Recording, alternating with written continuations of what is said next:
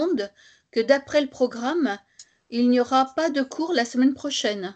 Oui, c'est Pâques, dimanche de Pâques. Alors, en général, j'essaie d'éviter les dimanches comme ça un peu trop spéciaux. C'est pour ça que vous voyez là, la date, elle est en rouge. Oui. De la prochaine séance. Et quand c'est en rouge, ça veut dire il y a quelque chose qui sort un peu de l'ordinaire, quoi. Non, et là, c'est pareil. Il n'y aura pas de séance début juin. Oui. Pourquoi d'ailleurs? Ah ben oui, c'est parce que je serai en Finlande. Oh, Voilà. un beau voyage. Ouais. Ouais, j'aime bien les spirites de là-bas, sont vraiment très sympas. Mhm. Alors, ben, on va commencer par notre petite prière. Élever nos pensées vers Dieu, notre Père, intelligence suprême et cause première de toute chose, vers tous ces esprits qui nous envoient, esprits élevés, guides spirituels, anges gardiens, missionnaires, qui nous aident dans notre parcours, qui nous aident dans notre évolution, qui nous conseillent dans les choix que nous prenons au jour le jour, qui nous aident aussi à surmonter les difficultés, de façon à ce que nous puissions mieux connaître les lois de la nature et ainsi mieux pouvoir vivre en harmonie avec elles. Et donc, nous les remercions pour l'occasion d'être réunis ce matin pour continuer ce module sur la réincarnation, que nous puissions bien comprendre ces enseignements, les mettre en pratique quand l'occasion se présente et on puisse ainsi donner l'exemple et on demande aussi que ces enseignements soient utiles pour les esprits qui pourraient se trouver parmi nous. Voilà. Nous sommes le 13, hein, dimanche 13. Ça, il y a une couleur qui me dérange là, mais je ne sais pas. Je touche à rien, si ça marche. Dimanche 13/4, donc on a vu la semaine dernière la réincarnation, les fondements et la finalité de la réincarnation. Aujourd'hui, on va voir quelles sont les différentes preuves de la réincarnation. D'accord? Avant de voir la semaine, donc dans 15 jours, hein, pas le dimanche de Pâques, mais le dimanche d'après. Retour à la vie corporelle, la programmation de la réincarnation. Et la semaine d'après encore, donc ce sera déjà début mai, l'enfance et l'oubli du passé. D'accord? Donc ça se terminera les 4 modules sur ce sujet. Alors, preuve de la réincarnation. Ben, on va voir sur quoi les esprits se basent pour affirmer la réincarnation. Donc, on a déjà parlé la semaine dernière des aspects philosophiques, hein, que on ne peut pas tout faire, pas tout apprendre, pas tout vivre en une seule vie. On ne peut pas progresser depuis notre création simple et ignorant vers des bons esprits en une seule vie. On voit que quand on observe nos propres vies, on avance un peu, hein, tant soit peu, dans chaque vie, mais voilà, on comprend qu'il faut plusieurs étapes pour y arriver, quoi, pour faire ce long voyage depuis notre création simple et ignorant, c'est-à-dire sans science, vers la perfection. D'accord? Alors, quelles sont les différentes preuves de la réincarnation? Donc, la première, Kardec cite dans l'Évangile selon le spiritisme, les qualités innées que les humains apportent avec eux sont la preuve qu'ils ont déjà vécu et qu'ils ont accompli un certain progrès. Donc, ce sont les qualités innées, hein, on a tous des qualités innées, hein, des facultés, des facilités, certains, comment on dit, des qualités morales, des qualités intellectuelles, des facilités dans certains domaines, des difficultés dans d'autres, hein, et donc, ce sont qu'est-ce qui pourrait expliquer, par exemple, qu'entre deux enfants, parfois même jumeaux, hein, il y en a un qui a des facilités en musique et l'autre pas, et que l'autre il a des facilités en mathématiques et pas le premier, hein. Voilà. Et pourtant, ça arrive parfois pour des jumeaux univitellins, hein, donc qui ont un patrimoine génétique pratiquement égal. Hein. C'est vraiment le copier-coller. Hein. Eh ben, ils ont des caractères qui sont parfois complètement différents. Et donc, ces facultés innées, ces qualités innées, une des explications, c'est, voilà, si celui qui a la facilité des mathématiques, c'est parce qu'il a déjà travaillé les mathématiques dans la vie passée. Celui qui a des facilités dans la musique, c'est parce qu'il a déjà travaillé la musique dans une vie passée. D'accord? Et donc, même si quand on se réincarne et qu'on passe en plus par la phase de l'enfance, on ne se rappelle pas forcément de nos vies passées, hein, on se rappelle généralement pas de nos vies passées, c'est assez rare qu'on s'en rappelle. Ce qui explique ces différences, c'est le parcours que chacun a réalisé en accord avec sa volonté, ses efforts et son travail. D'accord? Oui, Évangile selon le spiritisme, chapitre 3. Hein, si je me rappelle bien, c'est le chapitre « Nul ne peut voir le royaume de Dieu s'il ne naît de nouveau hein ». Donc, je ne sais pas si on en a un peu parlé la semaine dernière, je pense que dans les évangiles, il y a des éléments clairs hein, où Jésus parle de réincarnation. Hein, dans le dialogue de Jésus avec Nicodème et aussi dans l'épisode où Jésus révèle hein, que Jean-Baptiste, c'était la réincarnation d'Élie, du prophète Élie. Pas du prophète, si c'est le prophète Élie. Voilà. Et donc, dans ce chapitre-là, dans l'Évangile selon le spiritisme, Kardec parle aussi de la réincarnation. D'accord?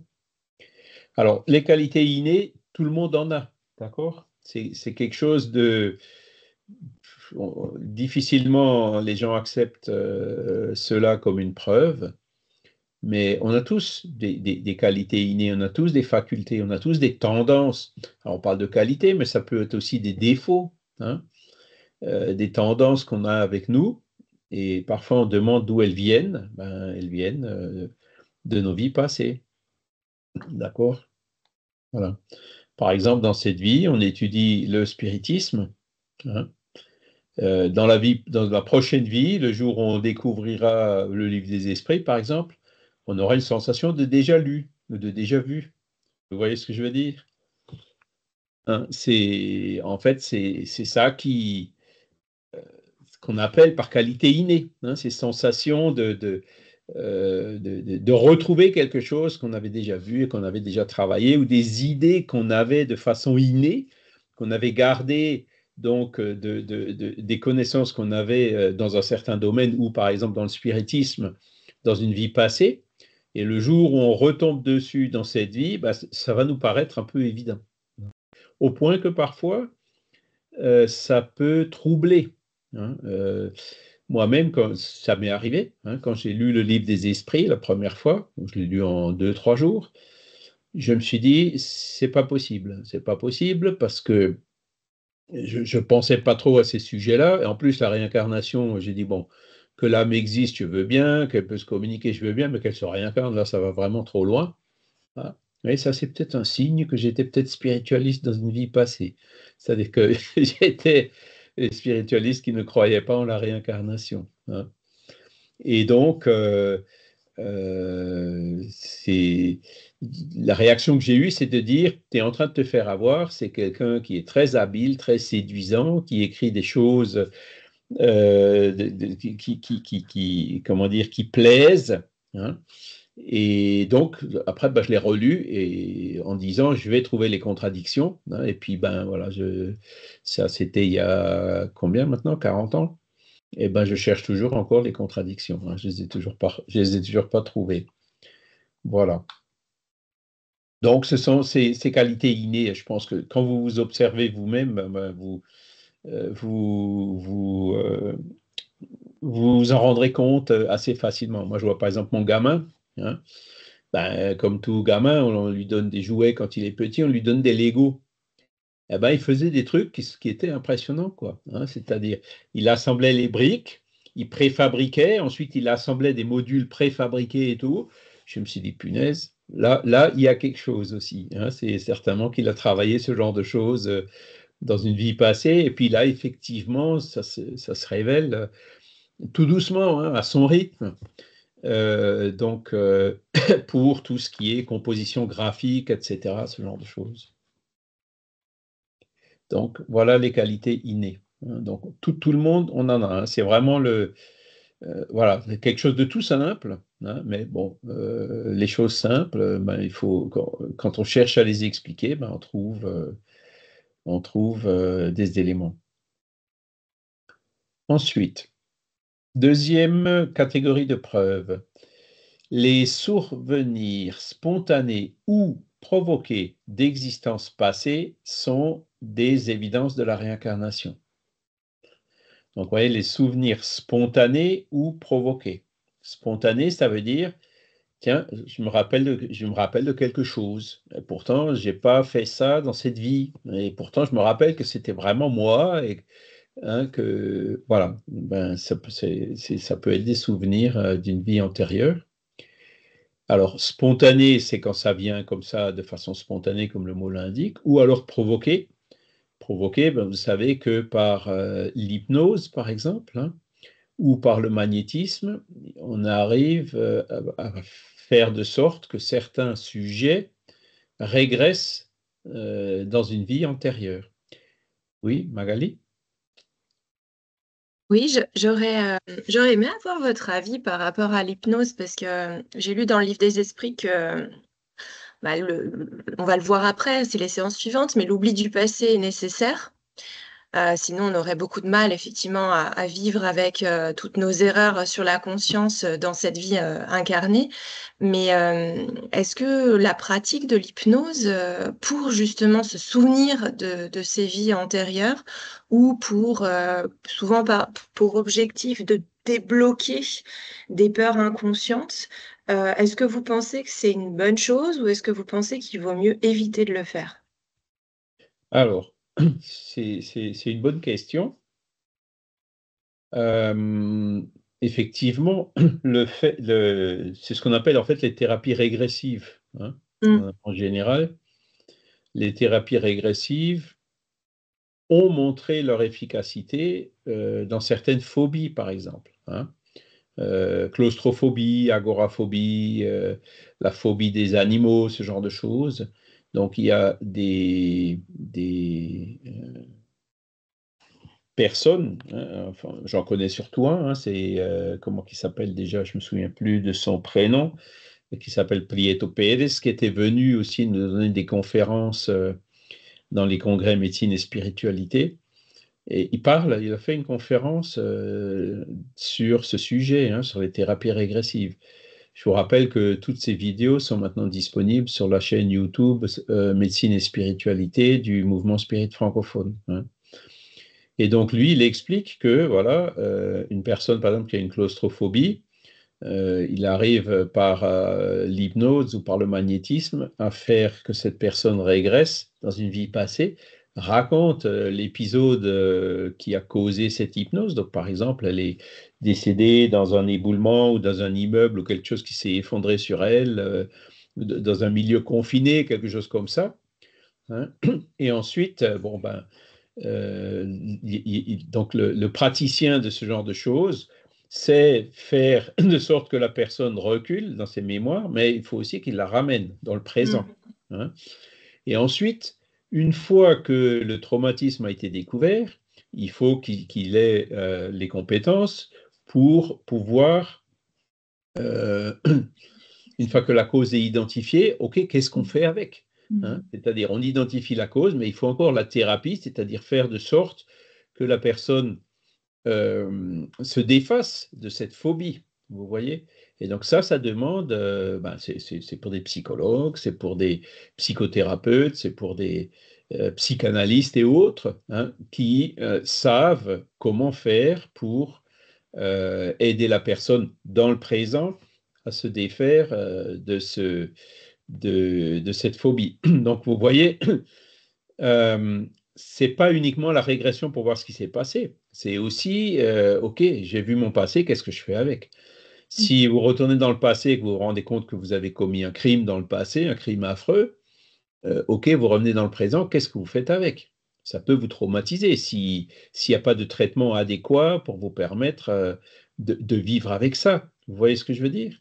Donc, c'est pour ça que ces pratiques-là, bon, personnellement, je les déconseille quand elles sont pratiquées par des personnes qui ne sont pas compétentes. Hein, il faut vraiment que ce soit pratiqué par des personnes qui savent ce qu'il faut faire, comment il faut réagir et comment justement aider la personne dans son présent, hein, à se défaire de ses phobies pour qu'elle puisse avancer et évoluer. D'accord? Parce qu'après, bon, il y en a beaucoup qui voudraient bien le faire par curiosité. Ah, tiens, je voudrais bien savoir si j'étais Jeanne d'Arc ou Ça, Charlemagne ou Toutankhamon ou je ne sais quoi. Hein. Non, si c'est par simple curiosité, là, franchement, je déconseille de le faire. Voilà. d'accord. Et du coup, oui, ça répond finalement, ces pratiques, il vaut mieux les faire avec des médecins, comme vous avez dit, psychologues, psychothérapeutes, psychiatres, etc., parce qu'ils ont la formation pour nous accompagner et éviter de le Ça. faire avec des médiums ou des thérapeutes, mais qui, en tout cas, ne sont pas habilités à, parce qu'il y a beaucoup de, vous savez, dans les médecines, j'ai pas le bon terme. Euh, Alternative, oui, voilà, merci. Les médecines parallèle. alternatives, il y a beaucoup de praticiens qui proposent ce genre de pratique. Et c'est vrai on peut être un peu curieux et avoir envie de savoir certaines choses. Et c'est là où il faut être prudent, si je comprends bien. Très prudent. Exactement. Ouais, ça peut Ok. être dangereux. Hein. La personne Ok. peut en revenir plus traumatisée, avec plus Hmm, de problèmes qu'avant de savoir. Hein. Donc, d'accord. il faut que le praticien sache, il soit suffisamment compétent pour savoir qu'est-ce qu'il faut faire avec, pour que, au lieu d'augmenter le problème, au contraire, ça le réduise. Mais il y en a qui arrivent.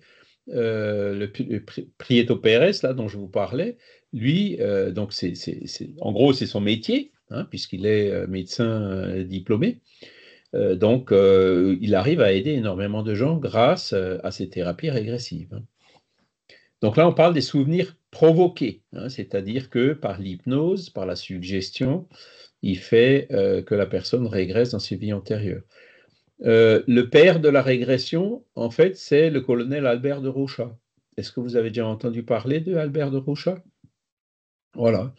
Eh ben, c'est lui qui a, à la fin du 19e siècle, réalisé ses premières expériences avec un sujet qu'il arrivait à faire régresser sur plusieurs vies, etc., avec des choses qui se répercutaient du passé, qui se répercutaient sur le présent. Enfin, voilà, il a fait une étude il en a écrit plusieurs livres d'ailleurs, hein, de ces thérapies régressives.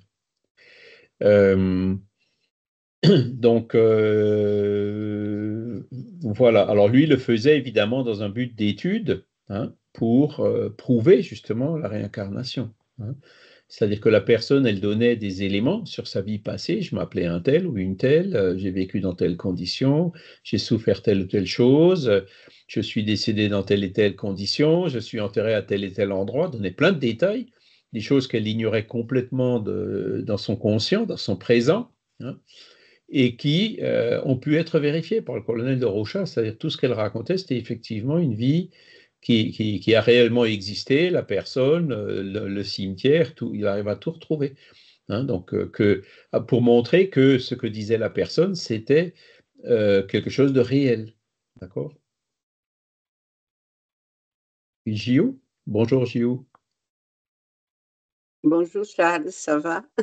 Ça va, merci. Écoutez, Et je toi? voulais, euh, j'ai un peu de le rhume, foi, Ah, bon, ça, ouais. la légion pollen, ça va aller. Il va pleuvoir, donc Et ça va écoutez, s'améliorer un peu. il pleut un peu ici au Luxembourg, je dis merci à la nature. Écoutez, si vous me permettez, je voulais donner un petit témoignage. Dans mon cas, j'ai déjà même essayé de faire une formation pour devenir, né, vous faites de la régression au niveau thérapeutique, mais je n'ai pas réussi. Et je me suis dit, n'essayez pas, parce que tu es quelqu'un de très perfectionniste, que tu gardes beaucoup de culpabilité. Alors, c'est-à-dire, même que je trouve le meilleur professionnel, ça va me causer des dégâts. Je sens déjà. Donc, il faut voir si tu as déjà quelqu'un qui est difficile à vivre dans ta culpabilité, si tu trouves déjà des choses qui vont te faire plus de mal, je pense qu'il ne faut pas essayer. Et aussi, je voulais retourner dans le cas que tu as dit, des enfants qui, on dit, doués. Et on est dans un processus de transition planétaire.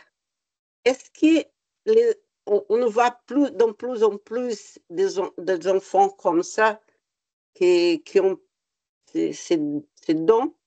C'est une, comment on dit ça en français, un signe de ce processus de transition planétaire. Tu as compris la question?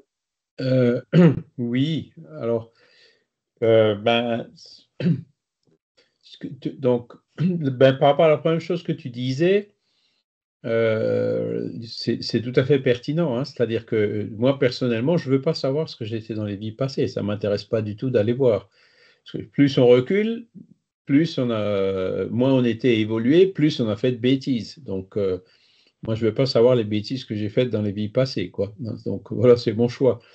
Maintenant, et donc ça, le praticien des thérapies de vie passée, il faut aussi qu'il fasse cette analyse, hein, avant de se lancer dans la suggestion pour faire revenir la personne dans sa vie passée. Il faut déjà qu'il analyse la personne dans le présent pour voir si la personne elle est capable, comment dire, d'encaisser les informations qu'elle va découvrir ou qu'elle va recevoir, hein. Donc, c'est encore une précaution supplémentaire.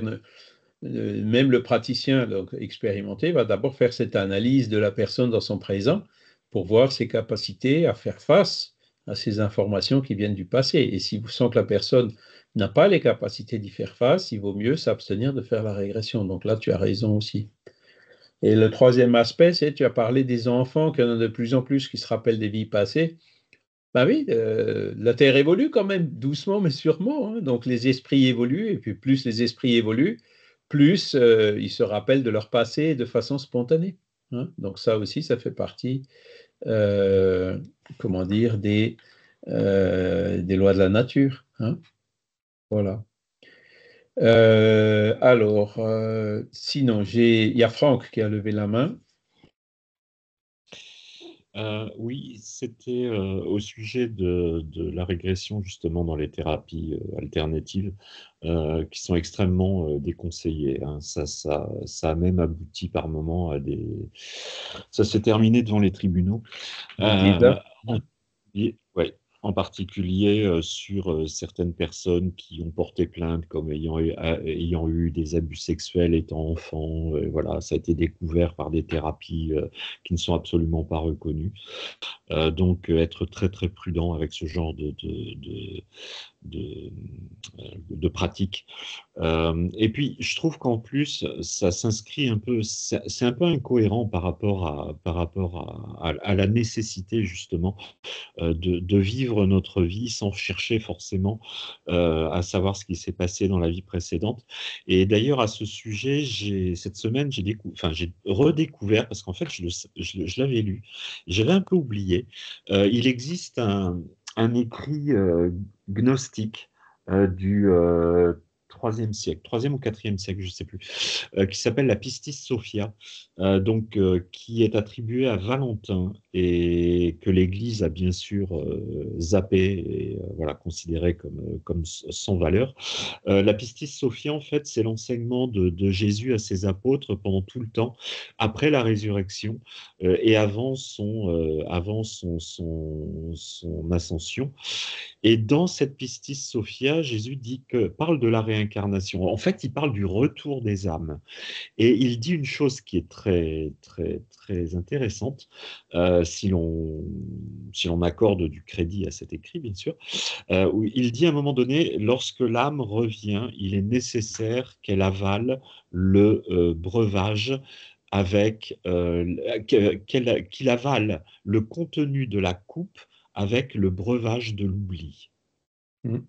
Je trouve ça magnifique comme phrase. Mais c'est pas on n'appelle pas ça le l'été, passer par le fleuve l'été qui permet justement d'oublier le passé. Oui. Hein, il y a Oui. plusieurs références à cette notion d'oubli du passé, quoi. Oui. Parce que cet oubli du passé, c'est une des principales objections de ceux qui sont contre la réincarnation. Ils disent, mais non, je ne me rappelle pas de mes vies antérieures, donc non. Alors que cet oubli des vies passées, elle s'explique par les raisons dont on vient de parler, là. Hein. Ce serait quand même assez traumatisant dans cette vie. Ça nous handicaperait pas mal de savoir qu'on a été un criminel ou un tortionnaire dans une vie passée, et puis qu'on se retrouve face à face avec les victimes qu'on avait, quoi. Ce serait difficile, ce serait assez lourd à porter. Et donc la deuxième explication, c'est que chaque fois, entre les deux, on change de dimension, et quand on revient dans ces changements de dimension, effectivement, la mémoire reste en fait dans l'autre dimension. Elle ne revient pas dans notre conscience, dans cette nouvelle vie, de façon systématique. C'est parce que là, les souvenirs spontanés ou provoqués. Donc, on a parlé beaucoup du provoqué par l'hypnose, les thérapies régressives, etc. Mais parfois, ces souvenirs sont spontanés, comme on va le voir d'ici peu. Et d'ailleurs, je vois que Christiane, elle a mis une référence sur un film qui s'appelle Les ombres du passé. Alors, la traduction du titre est abominable parce qu'en anglais, le film s'appelle Yesterday's Children, c'est-à-dire Mes enfants d'hier.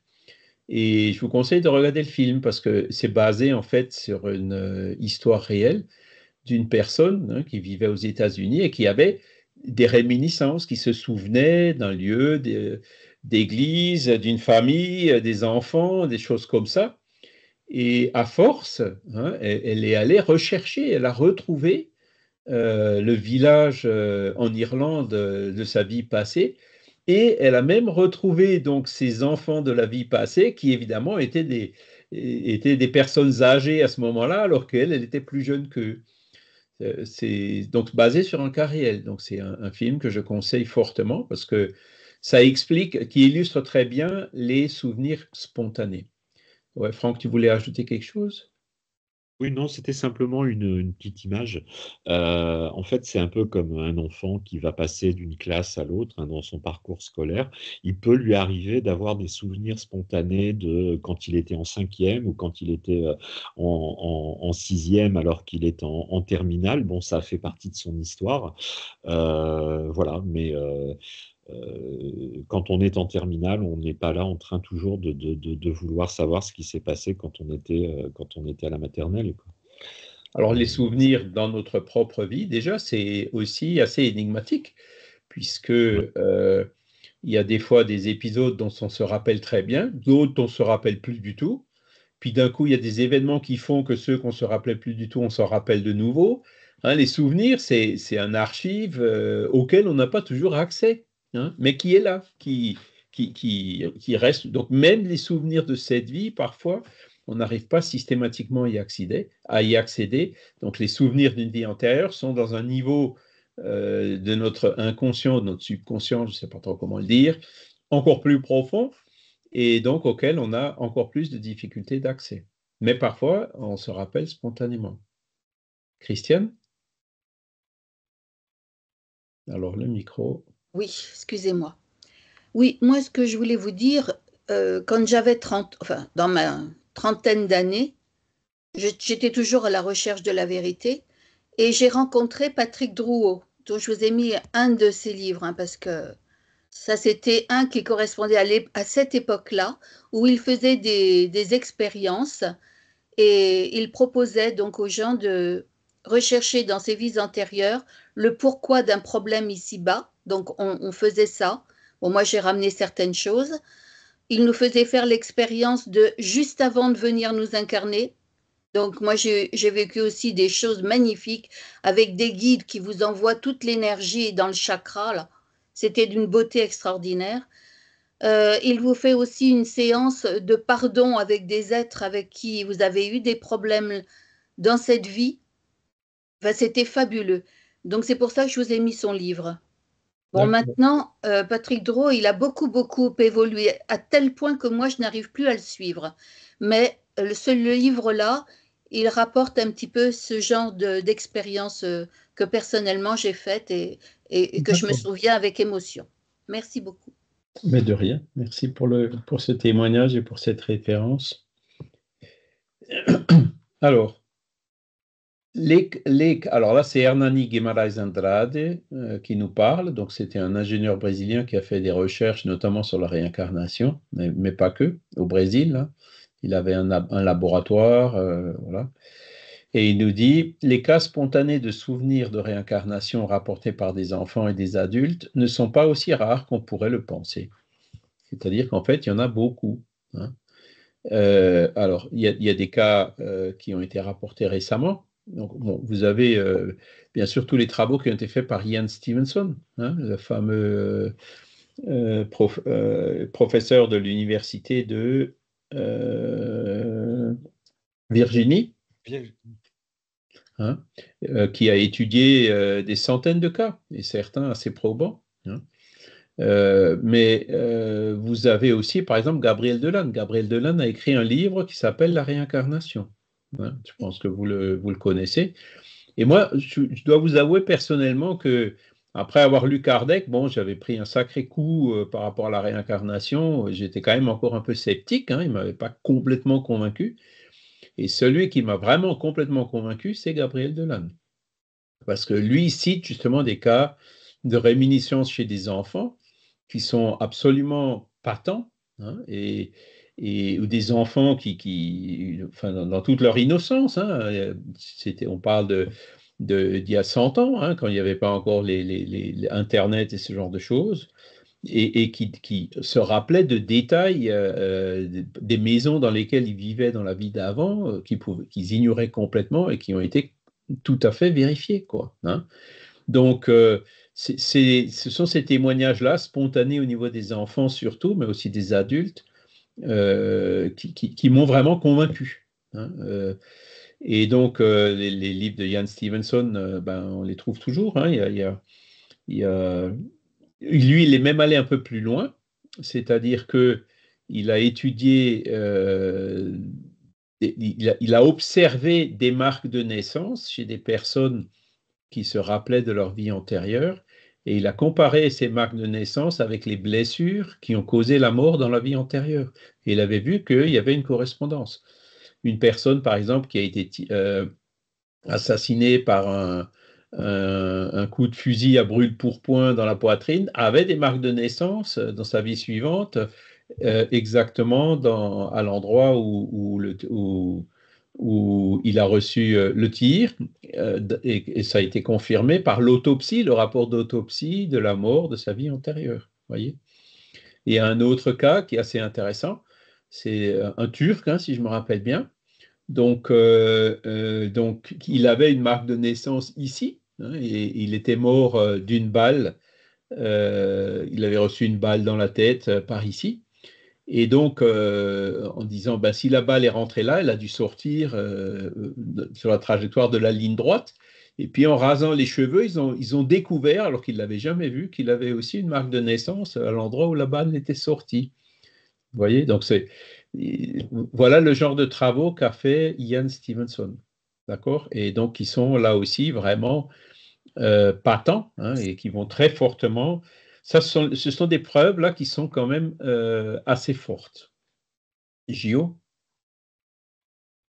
Charles, une question basique. Pourquoi l'Église, je vais dire l'Église catholique, c'est celle que je connais plus, voit tous ces actes, toutes ces études comme des actes démoniaques? Bon, démoniaques, c'est ça que je dis en français? Oui. C'est parce que ça contrarie leur autorité et parce que ça les empêche de manipuler les masses. Hein, c'est de la pure manipulation. Hein. Ils fonctionnent sur des dogmes. Il y a une hiérarchie. Ils cherchent à conserver leur pouvoir. Bon, je suis un peu dur avec eux, hein, mais voilà pourquoi, en général, ils rejettent cette notion de réincarnation. Et aussi, ils rejettent la notion de communicabilité avec les esprits. Hein. Quand les esprits se communiquent à nous, pour eux, c'est toujours le diable. Ils n'ont pas d'autre argument que ça. Et en fait, ils oublient que Jésus parlait de réincarnation et que Jésus était médium et que les premiers chrétiens, ils étaient tous médiums. Hein. C'est là où leur attitude, elle est, comment dire, contradictoire par rapport à leur propre base. Hein. Et quand j'en ai parlé, je crois, la semaine dernière, avec Roger Pérez, on était allé donner une conférence sur la réincarnation. J'étais allé à Lyon donner une conférence sur la réincarnation, et la salle, c'était une salle louée à des dominicains. Et quand j'ai vu le responsable là-bas, j'ai dit, mais comment ça se fait que vous nous laissez parler de réincarnation dans un local chez vous? Il me dit, mais vous savez, des étudiants en théologie, il y en a là plus de la moitié qui sont convaincus de la réalité de la réincarnation. Alors je lui ai dit, mais comment ça se fait alors que le Vatican et les curés de campagne, ils n'en parlent pas? Oh, ça va encore mettre du temps, qu'il me disait. Vous voyez, donc, et quand ils font des études historiques pour savoir comment la réincarnation a été écartée du credo catholique, il n'y a pas de quoi être fier. Hein. C'est sous la pression de l'empereur Justinien et de sa femme, impératrice, qui ne pouvait pas admettre qu'un jour il pourrait se réincarner en moins qu'un empereur et une impératrice, tenait le pape, où il l'avait même déjà emprisonné, en disant « t'enlèves ça parce que sinon on te tue ». Quoi, hein. Enfin, voilà le genre de truc. Et c'est comme ça, le concile de Nicée ou dans l'an 400 ou 500, que la réincarnation a été écartée du credo catholique. Et puis on voit d'ailleurs que c'est assez bizarre de constater que la grande majorité des religions orientales admet une notion de réincarnation, même si ce n'est pas exactement comme celle qui est enseignée par la philosophie spirituelle, celle qu'on connaît aujourd'hui, mais ils admettent la réincarnation et que la chrétienté, hein, c'est une des seules religions qui n'admet pas la réincarnation. Hein, et la raison historique, elle est identifiée, c'est ce fameux concile et la pression qui a été faite sur le pape pour qu'il écarte ça. Et vous voyez, donc on est aujourd'hui 1500 ans plus tard, ils ne sont toujours pas revenus en arrière. Ils sont revenus en arrière sur le fait que c'était la Terre qui tournait autour du Soleil et pas l'inverse, hein, mais sur la réincarnation, ils ne sont pas encore revenus en arrière. Donc il faut laisser un peu le temps, mais ils vont y arriver. Et la médiumnité, les évangiles, c'est plein de phénomènes médiumniques. La Pentecôte, les apôtres, l'Esprit Saint qui descend, c'est quoi? C'est de la médiumnité, c'est rien d'autre. Hein, voilà. Jeanne d'Arc qui entendait des voix, et on en parle des exemples tout au long des siècles. Bon, ils le rejettent encore, mais ça leur passera. Et s'ils continuent à le rejeter, c'est eux qui vont finir par être rejetés par les gens qui réfléchissent. C'est ça qu'on voit aujourd'hui, en fait. Hein. Alors, je ne veux pas trop parler mal d'eux, puisqu'ils font quand même beaucoup de bien. Il y a quand même beaucoup d'œuvres de charité. Il y a beaucoup de personnes qui ont été sorties ramenées, je dirais, à de meilleurs comportements grâce à l'Église. Hein. Ma mère me disait toujours, je suis né catholique, je vais mourir catholique. Elle avait besoin d'une personne de confiance pour lui dire ce qu'elle devait croire et ne pas croire. Elle ne voulait pas ou elle n'avait pas les capacités de réfléchir par elle-même. Hein. Et donc, voilà, l'Église lui a fait beaucoup de bien. Et donc, tant mieux, merci mon Dieu. Quoi. Après, il y en a d'autres, comme moi. Bon, à l'adolescence, quand je commençais à poser des questions que je n'avais plus de réponse, je dis, bon, je vais laisser ça de côté parce que c'est du grand n'importe quoi. C'est un peu comme Camille Flammarion, hein, qui a été éduqué très croyant par sa mère. Bon, il a gardé la notion de Dieu, la notion d'une âme, hein, mais tous les dogmes de l'Église, il les a rejetés parce qu'il dit que c'est contraire à la raison. Hein, on ne peut pas admettre des dogmes qui choquent, qui heurtent le bon sens et la raison. Et c'est là où, si l'Église veut persister, il faut qu'elle s'adapte, il faut qu'elle accepte ces choses qui sont de plus en plus prouvées, comme la réincarnation. Et d'ailleurs, quand il me disait que 50% des étudiants en théologie l'acceptaient, ça prouve que, voilà, il y en a qui réfléchissent, c'est que le moment va bientôt arriver. Hein. Voilà. Et aujourd'hui, vous avez, alors Ian Stevenson, il est décédé en 2007, mais son laboratoire continue et c'est un autre professeur qui lui a succédé, qui s'appelle Jim Tucker. Et vous pouvez de temps en temps trouver des documentaires ou des témoignages qui sont faits. Un que j'ai vu récemment, c'est un petit garçon américain, hein, qui avait des cauchemars et qui se rappelait, qui donnait de plus en plus de détails sur ses cauchemars, comme quoi il était pilote d'un avion, que l'avion s'est écrasé, etc. Et il a fini par donner beaucoup de détails en disant voilà comment s'appelait l'avion, voilà où c'était. J'étais pilote de chasse dans l'armée américaine à l'époque de la guerre au Japon, etc. Et donc, il donnait des noms de bâtiments de guerre et des choses comme ça qu'il ignorait complètement. Et qu'après vérification, tout ça, ça s'est avéré être vrai, qu'il avait vraiment, comment dire, ses réminiscences, elles étaient justes. Hein. Et j'en connais un autre comme ça, d'une personne qui venait dans le groupe Atan et qui avait un fils aussi, pareil, lui, c'était quelque part en Angleterre, qui s'était craché. Voilà. Alors, il n'a pas cherché à aller beaucoup plus loin, mais aujourd'hui, il est pilote d'hélicoptère. Donc, la qualité innée lui est quand même restée au-delà des réminiscences. Franck? Oui, je crois qu'il y a Magali avant. Il y a numéro 1, c'est toi. Hein. Numéro 2, c'est Magali. Allez-y, Franck, allez-y. Non, c'était juste une précision au sujet de réincarnation et Église. Il y a quand même le cas emblématique d'Origène, qui est quand même, qui était presque reconnu comme des pères de l'Église, qui était très en faveur de la réincarnation. Ouais. Alors voilà, après on l'a accusé d'être platonicien, d'être tout ça, et au final il a tout perdu. Et en fait, l'Église s'oppose à la réincarnation parce que ça rentre en contradiction avec le dogme de la résurrection. Voilà. Alors qu'en fait, voilà. Le chapitre qu'on a mentionné de l'Évangile, les esprits sont clairs. Ils disent, ils ont transformé la notion de réincarnation en résurrection au partir du moment où ils l'ont rejetée, tu vois. Mais la résurrection, comme quoi un jour on va récupérer tous les atomes pour recomposer notre corps physique tel qu'il est aujourd'hui, scientifiquement, ça n'a pas trop de sens. Hein. Et je suis sûr qu'en moi, il y a des molécules de carbone et autres qui ont déjà servi à d'autres corps vivants. Donc, il va y avoir de la bagarre là pour récupérer cet atome qui ont appartenu à 4 ou 5 personnes. Enfin, bon, vous voyez, c'est la résurrection, là aussi, c'est quelque chose, c'est un dogme qui heurte un peu le bon sens et la raison. Donc, ils ont inventé ça pour effacer la réincarnation. Hein. Mais les esprits répondent clairement, réincarnation, résurrection, en fait, la résurrection, c'est une image déformée d'une réalité qui est en fait la réincarnation. Ouais. Surtout que le mot résurrection n'existe quasiment pas, ni en grec, ni dans des soi-disant textes hébreux. C'est se relever, en fait. C'est vrai on est un peu formaté avec l'idée de Jésus est ressuscité. Non, en fait, c'est pas ça. C'est pas ce qui est dit en grec. C'est Jésus fut relevé après sa mort. Oui, non, mais en fait, son esprit s'est matérialisé. Hein. Ça, c'est le vocabulaire spirit.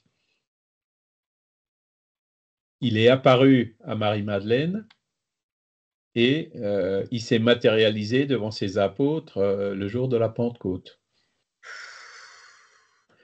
Magali?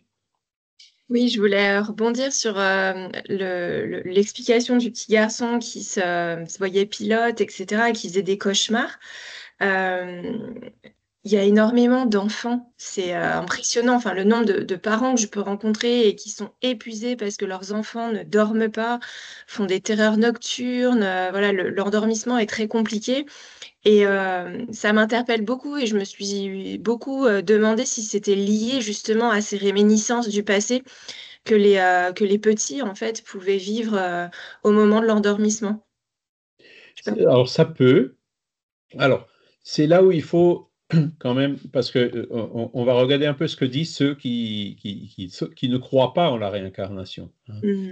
Ceux qui ne croient pas en la réincarnation, ils disent, ce petit garçon-là qui disait qu'il était pilote au Japon, en fait, il ne se rappelle pas de sa vie passée.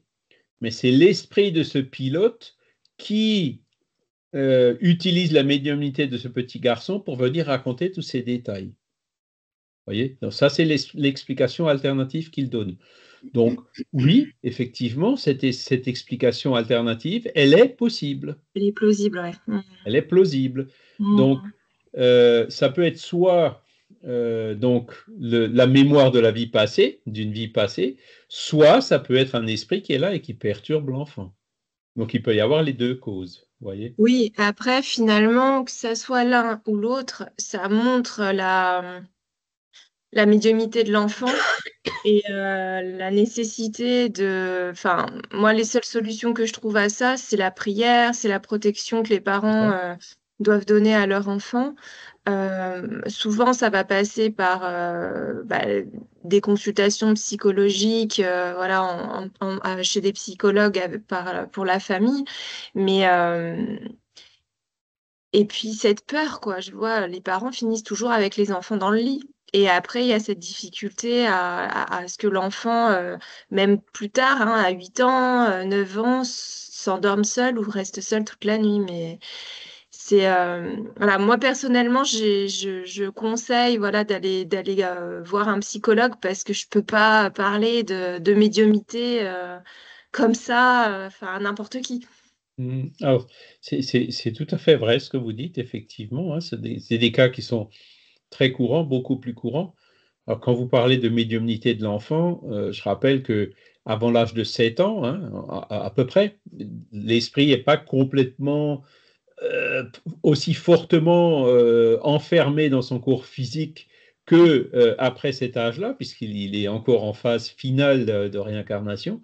Et donc, c'est ça qui fait que beaucoup d'enfants jouent avec des esprits, avec des amis imaginaires et tout, de façon tout à fait naturelle avant cet âge-là. D'accord?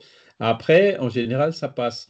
Donc, les enfants, effectivement, eux, ils vont percevoir plus facilement des esprits qui sont éventuellement là près d'eux, ou alors plus facilement se rappeler des vies antérieures, puisqu'ils ne sont pas encore complètement enfermés dans la matière. D'accord? Et donc, souvent, il y a des enfants qui se rappellent de leur vie passée. Après, quand ils deviennent plus âgés, ils ne se rappellent plus du tout. Les souvenirs s'effacent complètement. Oui, Hein. c'est ça. Donc, et pareil, les enfants qui voient des esprits dans leur chambre, au bout d'un certain temps, ne les voient plus. Hein. Et nous, on a eu la même chose avec le nôtre. Hein. Il criait, il disait, mais qu'est-ce qui se passe? Ben, je vois des bonhommes noirs. Ah, c'est quoi ces bonhommes noirs? Ils sont gentils ou ils sont plutôt menaçants? Ah, ils me font peur. Bon, bon, bon. Tiens, au fait, aujourd'hui, tu te rappelles, tu nous as fait des crises, là. Tu n'étais pas toujours très gentil pendant toute la journée. Est-ce que c'est peut-être par rapport à ça que les bonhommes noirs sont venus? Hein? Bon, et puis alors on a dit, bah écoute, on va faire une prière ensemble. Tu veux faire une prière avec papa ou avec maman? Oui, oui, oui. Hop, on fait une prière. Est-ce que tu les vois toujours? Non, ils sont plus là, ils sont partis. Et il s'est endormi. Et alors après, évidemment, on s'est un peu fait avoir avec ça. Enfin, avoir entre guillemets, parce que papa, papa, la prière, la prière. Hein, et tous les soirs avant de s'endormir, qu'il y avait des bonhommes noirs ou pas, ils voulaient faire une prière. Mais vous voyez, tant mieux, C'est quoi. bien, oui, c'est bien, c'est une Hein. bonne chose. Voilà. Donc, il y a des moyens de s'en sortir. Bon, après, c'est vrai qu'il y a des cas qui sont plus graves. Là, effectivement, il faut faire appel à des professionnels, quoi, des gens dont c'est le métier. Hein. Voilà. Pédopsychiatres et autres. Et je me rappelle aussi d'une pédopsychiatre qui était à un moment donné dans le mouvement Spirit, hein, elle venait au groupe de Tours avec Roger Pérez. Et elle n'y croyait pas à ces choses-là. Et elle a eu un jour un enfant, hein, où l'enfant, en fait, il jouait avec un esprit, et puis il courait derrière l'esprit, mais à un moment donné, l'esprit traversait le mur, et l'enfant, boum, il se prenait la tête dans le mur, quoi. Aïe. Hein. Donc c'était vraiment un cas assez patent. Alors elle a dit non, mais attends, c'est pas possible et tout. Et un jour, elle-même, elle s'est pris une baffe de la part de l'esprit. Donc il y a vraiment eu un phénomène à effet physique. Donc c'est ça qui l'avait vraiment fait changer. Hein. Et donc elle a commencé à s'intéresser au spiritisme. Et elle est d'ailleurs allée au Brésil. Elle a écrit comment dire, un encart dans une revue Spirit. Alors, j'essaie de me rappeler, c'était dans les années 90, si je me rappelle bien.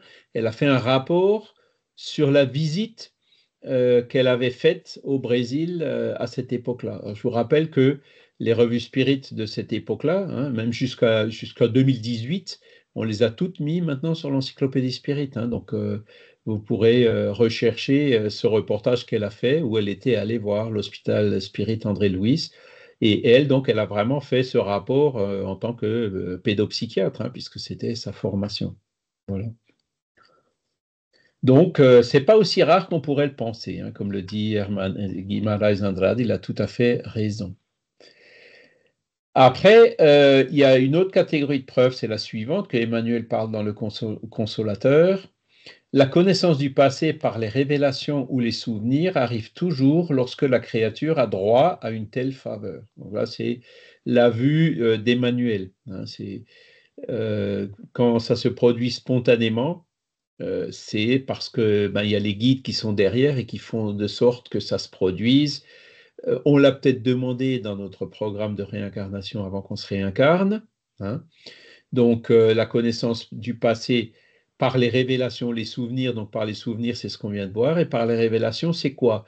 C'est dans une séance médiumnique, par exemple, où il y a un esprit qui vient dire à quelqu'un qui est incarné, un des participants de la séance, il lui donne des éléments sur sa vie passée. Hein. Donc, ces révélations de ce qu'on était dans une vie passée peuvent aussi se faire par voie médiumnique, des esprits qui décident de nous révéler notre vie passée. Mais quand ça se produit, c'est parce qu'on a, entre guillemets, droit à une telle faveur, c'est parce que, je dirais, les autorités, donc les esprits évolués du monde spirituel, ont décidé, ont donné leur accord pour que ça se passe comme ça. Hein, parce que c'est pas n'importe quel esprit qui pourra venir dire n'importe quoi à n'importe qui. Hein. On sait que dans le monde spirituel, il y a parfois des blocages. Hein. Les mauvais esprits ou les esprits imparfaits ne sont pas autorisés, ou disons les bons esprits les empêchent d'aller au-delà de ce qu'ils pourraient faire. D'accord ? Et donc, les révélations médiumniques qu'on a sur des vies passées font aussi partie de ces preuves. D'accord ? Et donc, le dernier paragraphe. Excusez-moi, Charles. Oui. Ce qui est difficile aussi dans ces situations, c'est de faire un petit peu la part des choses entre la vérité et la non-vérité. Parce qu'il peut y avoir des personnes qui se disent médiums et qui vous donnent des révélations sur vos vies antérieures et comment savoir si c'est juste ou faux, quoi. Ouais, c'est une bonne question, parce que ça se vend, ça. La personne qui est vraiment curieuse, elle sera prête à mettre la main au porte-monnaie. Et puis évidemment, à partir de ce moment-là, il y a toujours des personnes qui sont là pour en profiter. Et puis qui éventuellement vous racontent n'importe quoi. Hein. Il y a des charlatans partout, donc il faut toujours être sur ses gardes. Moi, je vous rappelle, ma position à moi, hein, moi, je ne veux pas savoir. Je veux pas savoir. Et je le dis souvent à mon guide, je dis, écoute, moi, je ne veux pas savoir, hein, il faut vraiment que tu penses que ce soit absolument indispensable pour que tu viennes lâcher quelque chose, parce que c'est pas de mon fait ou par ma volonté que je vais essayer de tirer sur la ficelle pour savoir, hein, pas du tout. Parce que j'en ai pas besoin. Même sans parler du fait d'aller chercher l'information, personnellement, un jour, ça m'est arrivé dans une séance médiumnique d'avoir une personne qui est venue me voir et qui m'a dit, dans une ancienne vie, tu étais ça. Et bon, c'était pas cool, hein. Donc là, c'est une révélation, entre guillemets, spontanée, mais après, il faut vérifier aussi l'idonéité du médium, c'est-à-dire, par rapport à tout ce qu'il vous dit, bon, ok, il faut vérifier. Hein, pourquoi il dit ça? Est-ce que c'est vrai? Alors déjà, dans le doute, bon, voilà. Est-ce que c'est opportun? Est-ce que c'est bon? Est-ce que ça me sert à quelque chose ou pas? Hein? Il faut toujours, surtout dans des cas comme ça, quand c'est des médiums, surtout quand il y a de l'argent qui est en jeu, il faut toujours être extrêmement prudent, extrêmement méfiant. On ne pêche pas par excès de prudence dans ces cas-là. Hein. Si on croit aveuglément tout ce que nous disent, comment dire, des personnes dont la bonne foi peut être mise en doute, on est mal. Hein. Il faut toujours être très prudent par rapport à ce qu'ils disent. Moi, ça m'est aussi arrivé, hein, des gens qui m'ont dit, tiens, ton guide, c'est un tel, Paul Langevin d'ailleurs. Voilà. Paul Langevin. Ah bon? Alors, j'ai quand même acheté un livre sur lui, j'ai regardé. Voilà, mais ça me fait une belle jambe, quoi. C'est peut-être lui, c'est peut-être pas lui. Je pense pas que c'est lui, mais bon, peu importe. Tiens, mon guide, il est quand même là. Hein. Et puis les moments difficiles de ma vie, il était présent, donc voilà. Oui, c'est le genre de truc, surtout quand on ne peut pas les vérifier. C'est ça.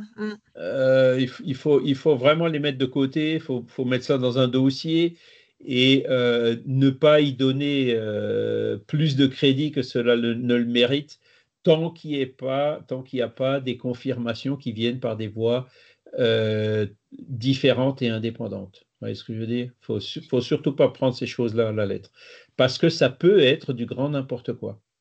Ça peut être du grand n'importe quoi inventé par le médium, ça peut être du grand n'importe quoi suggéré au médium par un esprit qui ne veut pas forcément du bien. D'accord? C'est pour ça que dans les réunions médiumniques spirit, on appelle les guides spirituels, il y a des prières qui sont faites avant et tout, pour s'assurer qu'il y ait un bon accompagnement spirituel, comme c'est bien dit dans le livre des médiums, Kardec l'explique bien. Et même ça n'empêche pas que des fois, il y a des esprits qui peuvent venir interférer pour dire n'importe quoi. Ça réduit le risque, mais ça ne l'annule pas.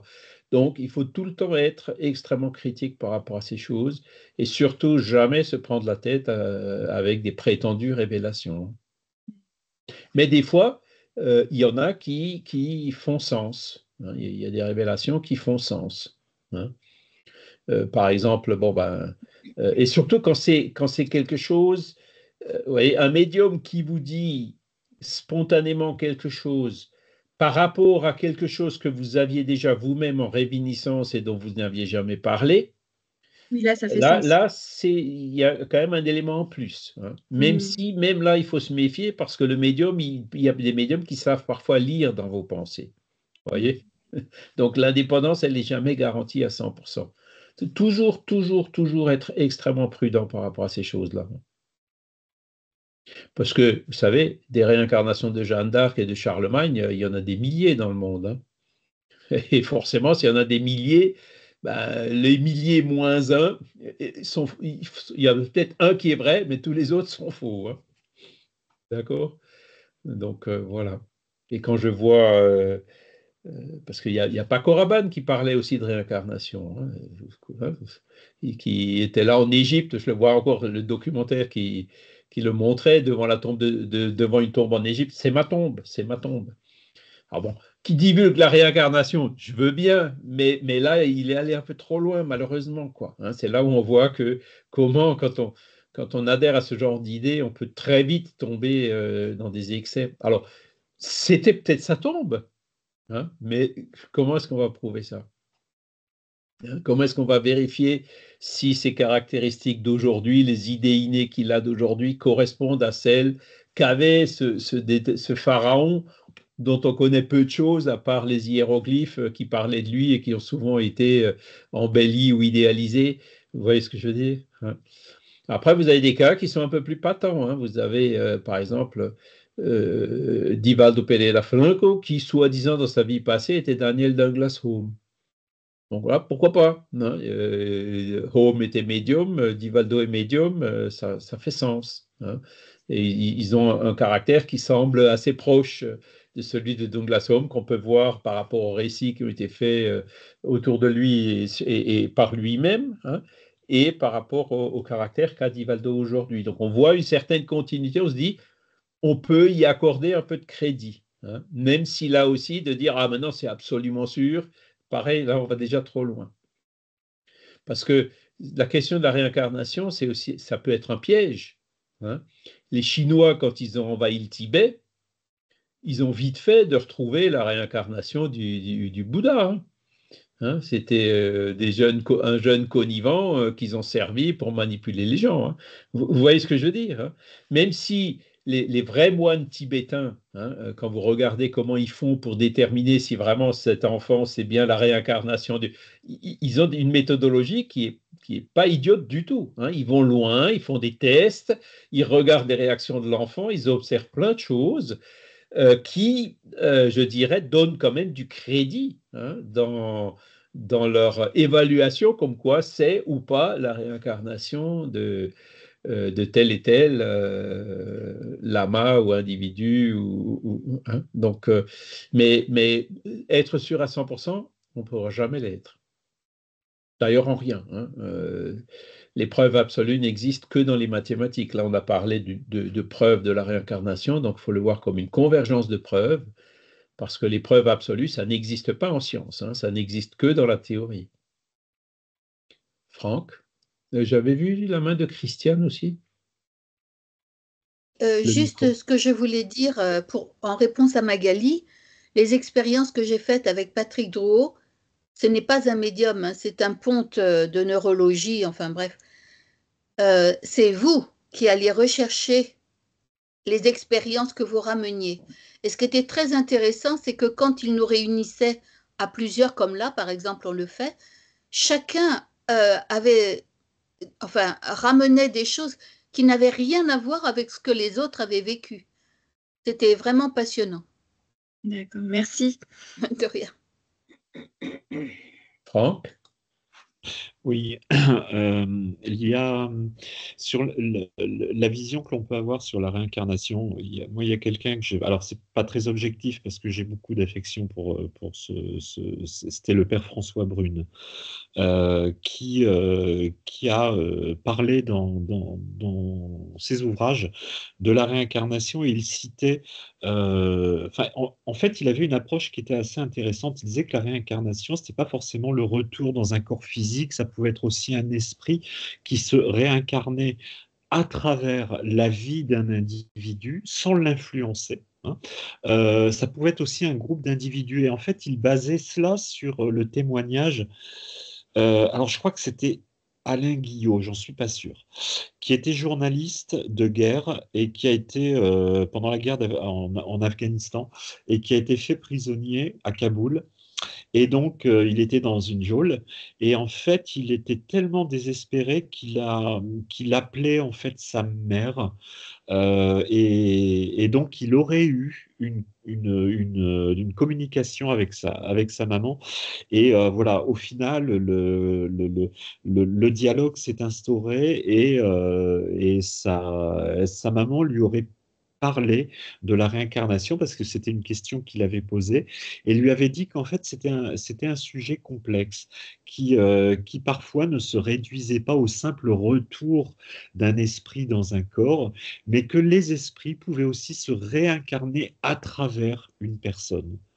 Alors, pendant un temps défini, hein, pas forcément de la naissance jusqu'à la mort, mais qu'ils pouvaient vivre aussi des expériences à travers ce que vivait un individu. Faudrait que je retrouve les sources, mais je crois que c'est Alain Guillot, il me semble bien. Ouais, ça fait partie des explications alternatives à la réincarnation. Hein.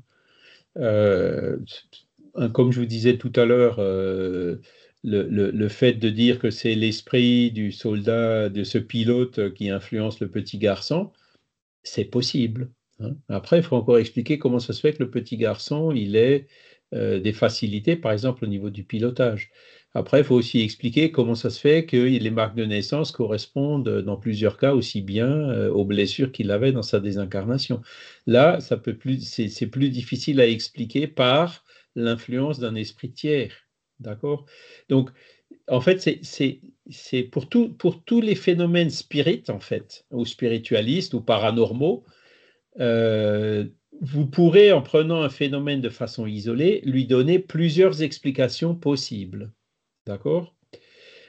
Mais, comme le disait très bien Ernest Bozzano, Gabriel Delanne et tant d'autres, c'est quand on prend tous les phénomènes, on voit qu'en fait, il y a une explication qui permet de les expliquer pratiquement tous, hein, alors que les explications, les deuxième ou troisième explications qu'on peut donner sur des phénomènes isolés n'expliquent pas d'autres phénomènes. D'accord? Donc, c'est le genre de raisonnement qu'on fait pour dire, bon, l'explication spirit, hein, ou de la réincarnation, c'est encore celle qui fait le plus sens et qui permet d'expliquer le plus de phénomènes. D'accord? Après, il y a aussi un principe qu'on applique généralement dans les sciences, hein, c'est le principe de parcimonie. Quand on a plusieurs explications possibles, souvent c'est l'explication la plus simple qui finit par être celle qui prévaut. Hein. Et donc, effectivement, on a une âme, cette âme nous influence, elle se réincarne. C'est quand même une des explications les plus simples. Pour la médiumnité, c'est pareil, hein. Le médium qui reçoit des informations qu'il ne connaît pas, avec des preuves d'identité et tout. Bon, ben, ça peut être, il a accès à, comment ils appellent ça? Les théosophes, là, les mémoires akashiques ou je ne sais quoi. Bon, peut-être. Mais c'est quoi ces mémoires akashiques? Comment ça se fait qu'on peut qu'un individu comme ça peut y avoir accès? C'est quand même un phénomène déjà en soi qui est extrêmement intéressant, hein. C'est possible, hein, qu'il y a quelque part un cloud, hein, dans les nuages, c'est l'expression, ou un espèce de gros méga disque dur quelque part, et que de temps en temps, il y en a un qui arrive à brancher sa prise USB ou autre, et puis à arriver à siphonner ou à pirater quelques informations de ce nuage. C'est possible, hein, c'est possible. Mais bon, après, l'explication la plus simple, c'est que l'âme qui a vécu ça est venue lui révéler directement. C'est quand même une explication qui est plus simple, on est bien d'accord, hein. Et donc, c'est comme ça qu'il faut procéder. Et la réincarnation, on y arrive justement par ce genre On peut avoir d'autres explications, mais celle qui convient à la majorité des cas qu'on observe. Et quand vous lisez le livre, je vois Christiane l'a mis dans hein, c'est celui avec la couverture verte. La seule explication qui correspond vraiment à toutes les différentes catégories de réincarnation, enfin de phénomènes qui ont été observés, c'est l'explication spirit de la réincarnation qu'on vient de voir. D'accord? Voilà. Et le dernier, la réincarnation peut aussi être prouvée par d'autres moyens tels que les communications médiumniques, on l'a un peu vu dans le paragraphe précédent, ou les phénomènes aux frontières de la mort. Alors, les phénomènes aux frontières de la mort, vous avez aussi beaucoup de livres qui ont été écrits, donc notamment la fameuse trilogie de Camille Flammarion, hein, La mort et son mystère, donc avant la mort, pendant la mort, ou au moment de la mort et après la mort.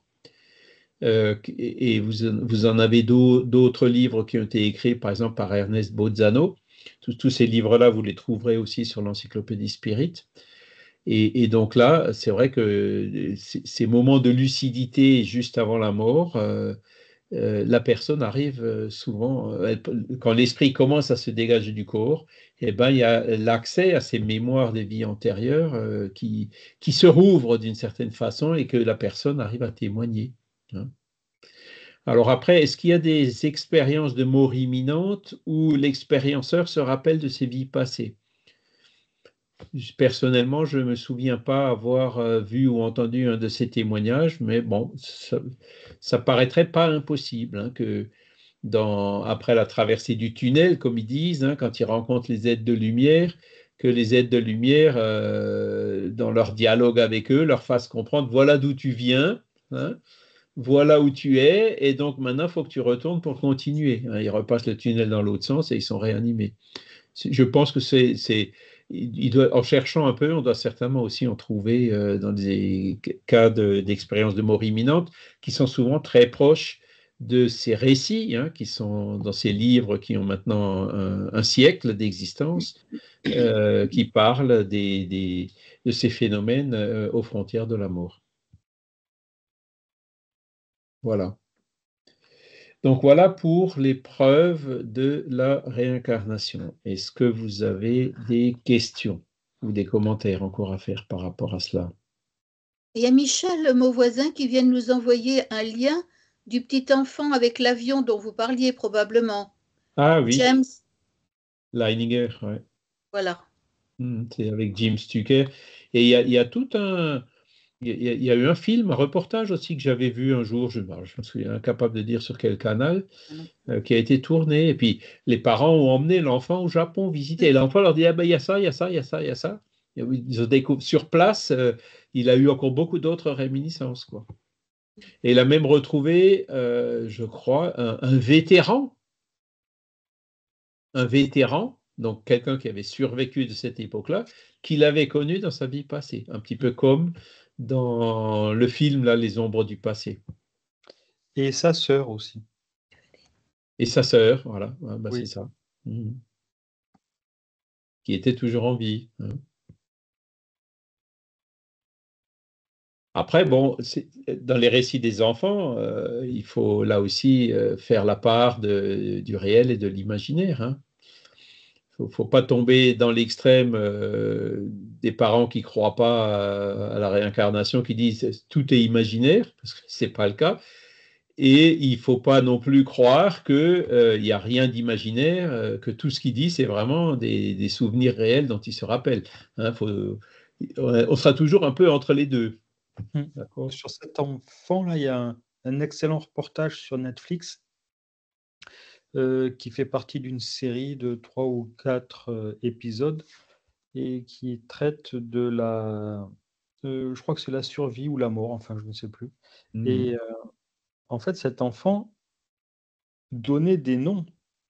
C'est la raison pour laquelle son père s'est intéressé à ça, parce que son père voulait prouver que c'était faux. Et en fait, il a prouvé le contraire. Il donnait des noms, et en particulier le nom du porte-avions sur lequel il était à 3 ans ou 4 ans. Et c'était une chose impossible. Son père connaissait même pas ce porte-avions. C'était un porte-avions dont le nom était plutôt inconnu, et on aurait dit même le nom d'un porte-avions japonais. Alors c'était voilà. Enfin bref, c'est très intéressant, oui, en tout cas. Et sur YouTube, on trouve aussi un reportage qui est là depuis presque une douzaine d'années sur le cas d'un enfant en Écosse qui se souvient de sa vie antérieure. Donc les parents font tout un périple là-bas pour retrouver les lieux. Il est bien fait ce reportage parce que j'allais dire, il ne conclut pas, voilà, mais il donne énormément d'éléments, de faisceaux de concordance, on va dire, sur la réalité de ce que cet enfant a vécu. Donc ça s'appelle en Écosse, un enfant se souvient de sa vie antérieure. Retour sur les lieux. Alors, j'ai des gros problèmes toujours avec mes affichages là. Il y a un Ouais, des moi j'arrive écrans qui ne s'affiche plus, et du coup, quand pas. j'ouvre des fenêtres, elles s'ouvrent sur l'écran. Ah ben voilà, c'est venu, ouais, ça j'ai réussi. Je vais vous montrer quelques photos. Alors, où est-ce qu'elles sont? Alors, on va chercher Stevenson.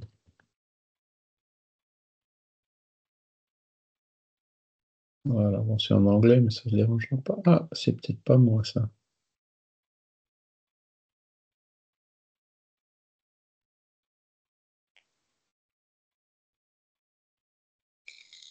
Non, c'est pas moi. C'est pas celui-là, je suis désolé.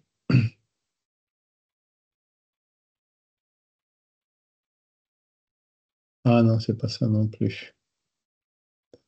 Je vais finir par les retrouver.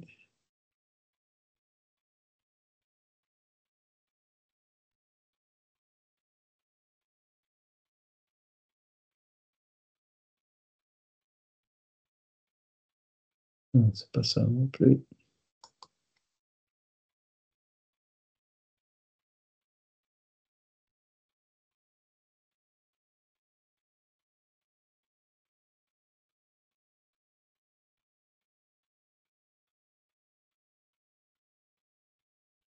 On va prendre celui-là, un peu ancien, mais...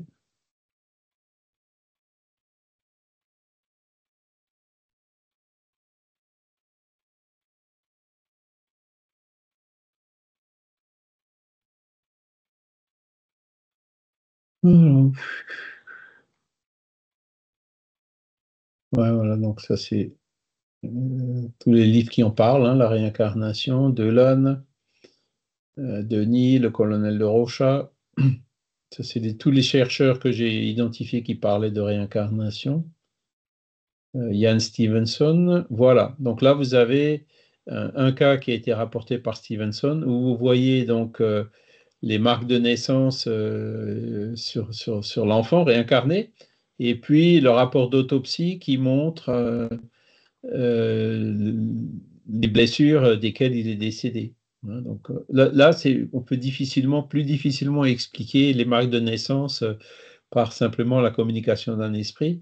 Ça, c'est l'autre cas dont je vous parlais. hein, où ils avaient trouvé, il avait vu qu'il avait une marque de naissance ici, et puis donc en cherchant, ils ont trouvé l'autre qui correspond à l'endroit où la balle est ressortie. Vous voyez, alors qu'il n'avait jamais remarqué qu'il avait une deuxième marque de naissance au milieu des cheveux. Voilà. Où est-ce qu'il est, alors, j'avais un autre. Ouais, voilà, sur l'Écosse, c'est ça, non? Le cas écossais, The Boy Who Lived Before, et c'est quelque chose de 2006, vous voyez? Oui, Hein, c'est ça. et l'enfant, il donnait, c'était publié en Angleterre, des détails sur la couleur du chien, les voitures, voilà, et c'est un endroit qu'il connaissait absolument pas. Ça, c'est la couverture du film, hein, Les ombres du passé, hein, c'est avec des acteurs, voilà.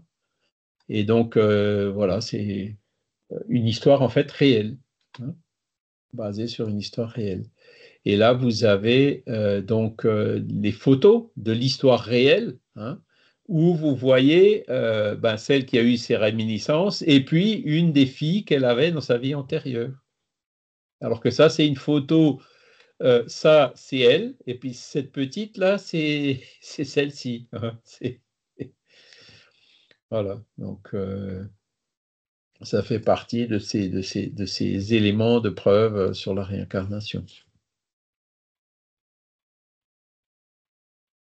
Voilà, est-ce que vous avez encore des questions ou des remarques à faire? Donc, la semaine prochaine, on passera à la suite. Tiens, j'ai perdu un fichier au passage, s'il est là. Donc, pas la semaine prochaine, la semaine d'après. Donc, on verra. Donc, la semaine prochaine, il n'y a pas cours parce que c'est Pâques, hein. Je pense qu'il y a peut-être des personnes parmi vous qui ont des réunions de famille, etc., hein. Donc, c'est dit, comme on a 1 ou 2 semaines, un ou deux dimanches en réserve pour terminer le cours dans l'année, en général, quand ça tombe sur un dimanche comme ça un peu spécifique, on en profite pour ne pas faire le cours. Et donc, on verra le retour à la vie corporelle, programmation de la réincarnation. C'est là où on fera appel Kardec, il en parlait déjà, mais c'est surtout Chico Xavier et André Louis qui a parlé de ce sujet dans ses livres, notamment Nos Solar et d'autres, hein, Missionnaires de la Lumière, où on voit cette programmation. On voit aussi, par exemple, parler beaucoup de réincarnation dans le livre. Alors, le dernier, mince, le titre m'échappe. Et la vie continue, voilà. Et donc celui-ci aussi, il y a eu un film d'ailleurs qui a été fait sur la vie continue, qui est très intéressant, où vous avez des épisodes du genre, 2 personnes qui en ont spolié un, hein, et qui a fini par se désincarner, et qui finit par se réincarner comme enfant des spoliateurs. Donc quelque part, hop, il va récupérer son patrimoine par la voie de la réincarnation. Ça fait partie de ces... vous voyez, c'est une source d'inspiration immense pour plein d'histoires, en l'occurrence là, c'était une histoire réelle, basée aussi sur une histoire réelle. Voilà. Ok. Si vous avez une question, il est encore pas Oui, temps. moi j'ai une question. Oui. Une question. Je suppose aussi que Léon Denis n'aura pas lieu non plus dimanche, donc. Alors, en principe, si. Parce que comme il y a des vibrations, c'est un hôpital et l'hôpital, il n'est pas fermé à Pâques. Ah ben j'ai bien fait de poser la question. Voilà. Mais par exemple, Dominique, il est gentiment invité chez ses parents, donc il ne sera pas là dimanche prochain. D'accord? Donc on le fera en tout virtuel. D'accord, c'est parfait. On le fera quand même. Merci voilà. beaucoup. Il y a Laure aussi qui avait une un petit souci, Charles. Pardon? Laure, elle a un souci parce qu'elle n'a pas accès au cours de médiumnité sur Teams. Alors, je ne sais pas comment. Je lui ai suggéré qu'elle s'inscrive sur Teams, mais est-ce que ça suffit pour qu'elle ait accès au cours de médiumnité? Je ne sais pas. Oui, il faut que... on ne vous a pas envoyé le lien? Si, Elle assiste au cours. Vous êtes là, Laure? Oui, oui, je suis là. Bon. Alors, expliquez votre cas, s'il vous plaît.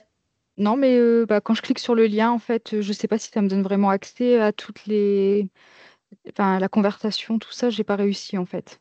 En fait, Parce que Laure, elle a accès aux cours de médiumnité comme en ce moment, mais ce qu'elle souhaiterait, c'est avoir accès à tous les cours qu'il y a sur les Teams. enregistrements, c'est ça? Voilà. Oui, ouais, c'est ça. D'accord. Ben, Ah, c'est moi pas le aussi, ça même lien, me... là, effectivement. Le premier lien, c'est un lien Teams comme celui-ci. Là, les enregistrements, on les met sur YouTube, donc il suffit d'aller chercher sur YouTube. Pas la Alors que les cours médiumnité, de Charles. médiumnité, on les a pas mis sur YouTube, on les a mis dans un répertoire, et donc c'est un lien vers ce répertoire, un SharePoint quelque part. Alors, je ne l'ai pas, moi, celui-là. Hein. Ah, alors attendez, Non. je vais essayer Euh, de... Merci Laure, parce que j'avais la même demande.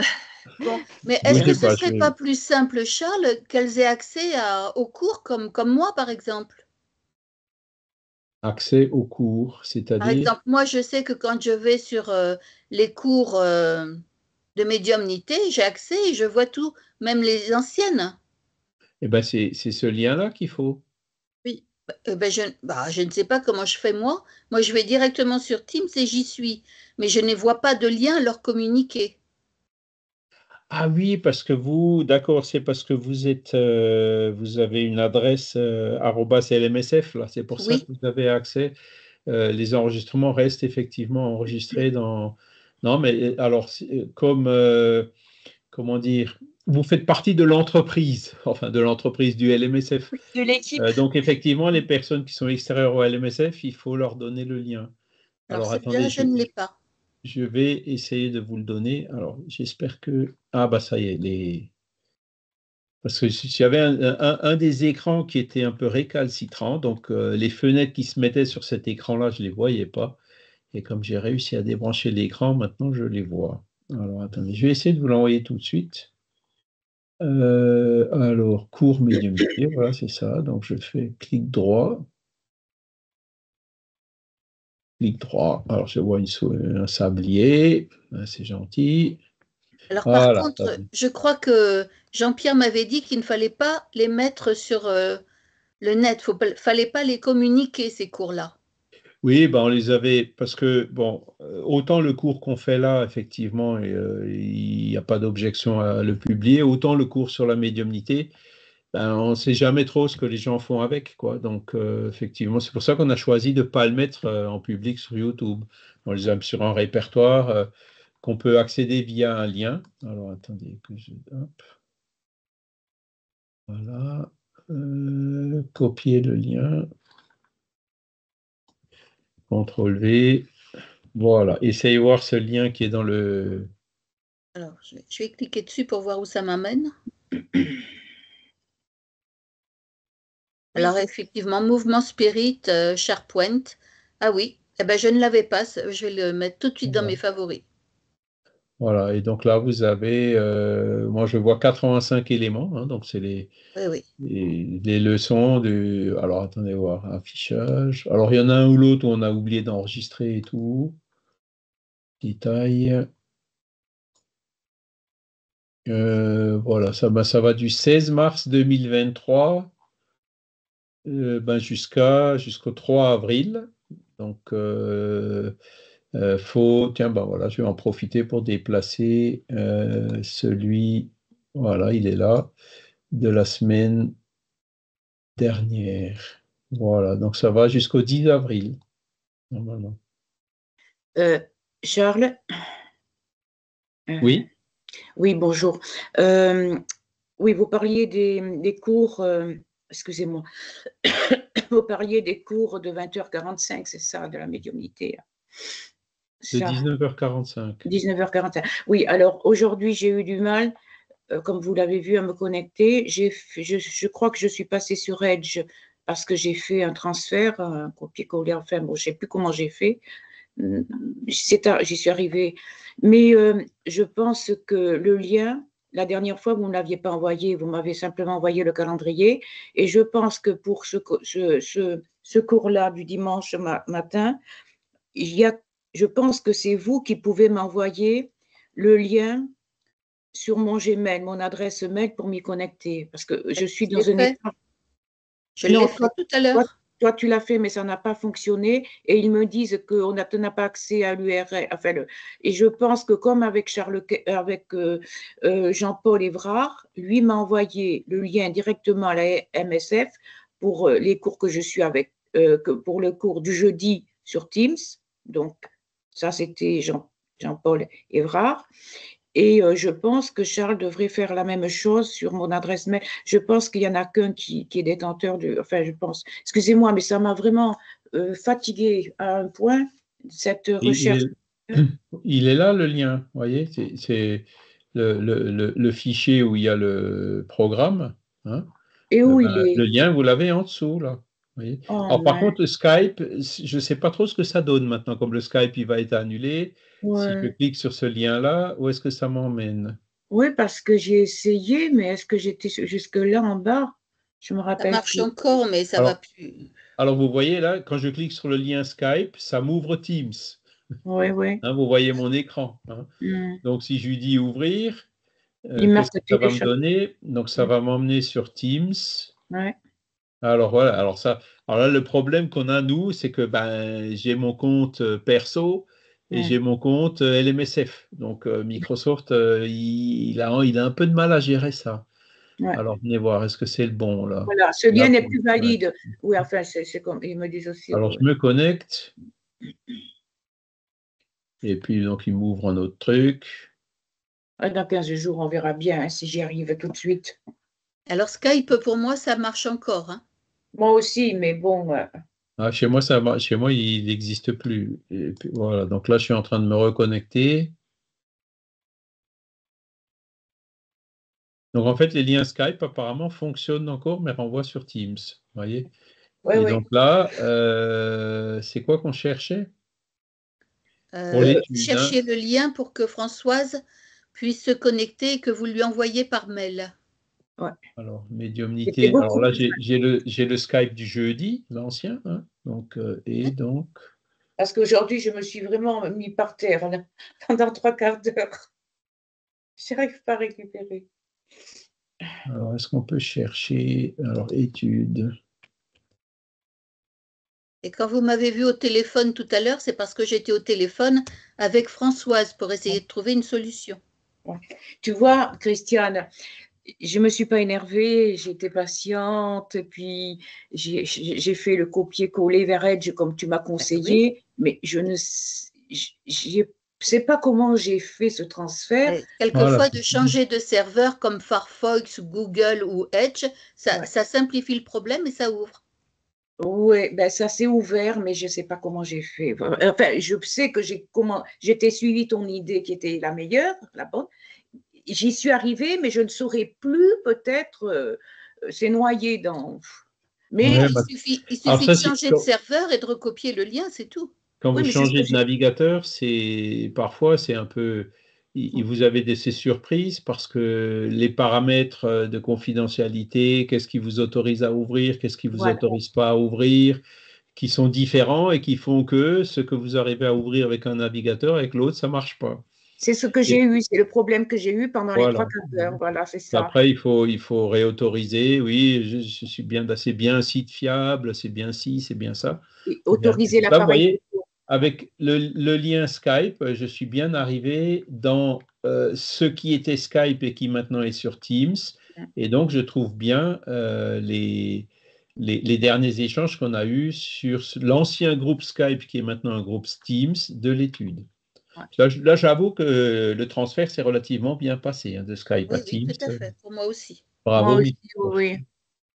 Et étant donné on est sur ce thème, Oui. je voulais vous remercier de nous avoir donné jeudi le PDF sur les leçons de médiumnité. Oui. Et je voulais savoir s'il était possible, là j'ai reçu le PDF de la leçon 1 à 44, mais jeudi dernier on était sur la leçon 46. Donc en fait, j'ai pas la suite. Ah, Et savoir si c'était possible de le recevoir, parce qu'en fait je prends des notes en faisant j'intègre le texte initial et je prends des notes. Donc, si c'est possible d'avoir le PDF de la suite, ça serait merveilleux. alors attendez, je vais y retourner. J'espère qu'il ne va pas me demander de me reconnecter. Non, c'est bon. Donc, dans ce groupe-là, médiumnité jeudi, c'est ça? Oui. D'accord. Alors, hop. Alors, oups. J'arrive à le retrouver. Il est là. Hop. C'est ça. Donc 41 à 50, hein, c'est ça? Alors moi, j'ai reçu de la 1 jusqu'à la 44. Ah ben ouais. Alors là, 41 à 50, je vais vous envoyer 41 à 50, c'est ce que Jean-Paul, il le compile, il le met au propre. Le D'accord, 41 à 50, vous allez voir, il y a du jaune partout, il y a des remarques dans tous les sens, d'accord. parce que ben on le relit en fait au fur et à mesure qu'on fait le cours. Quand vous Voilà, donc construisez. il est dans Ah, le. je vous embête, j'ai pas été sur ce. C'est possible de le mettre sur la conversation du Teams actuel? Ça vous dérange pas? Parce que Alors, je ne là sais vous pas l'avez si on peut rempli. mettre des fichiers Oui, dans les conversations, hein. Est-ce qu'on oui, peut? oui, oui, vous pouvez, hein, c'est une pièce jointe en fait. Alors, hop, si je le glisse. Ah, il me met un panneau de stationnement interdit. Il Alors, veut pas? faut y aller. Parce Plus, ça, que là, j'ai pas accès au. planifier le message, composant Est-ce qu'on loop. est amis sur Facebook, Magali? J'ai pas Facebook. Alors attendez, Pardon? Il y a un autre je n'ai moyen, pas c'est que je vous l'envoie Facebook. par mail.